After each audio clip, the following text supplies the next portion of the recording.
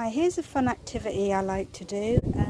It's called making nature sculptures. So when you're out and about, if you see any little things that look interesting, like pine cones or some leaves, some flowers, cut grass, anything that takes your interest, gather it, and then when you come back you can make your own flower sculpture. Here's one I made earlier using some dandelions, some old leaves, a pine cone, and I've made it so that the bush looks like hair.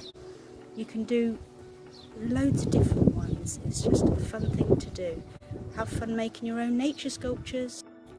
Something I like to do with the treasures that I find out and about is tie them to sticks with pieces of string to make a mobile.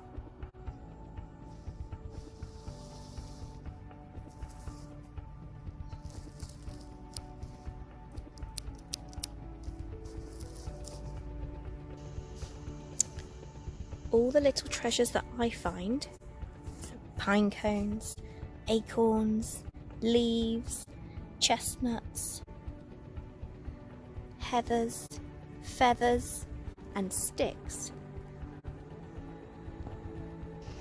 So I've tied all my treasures to the stick using string.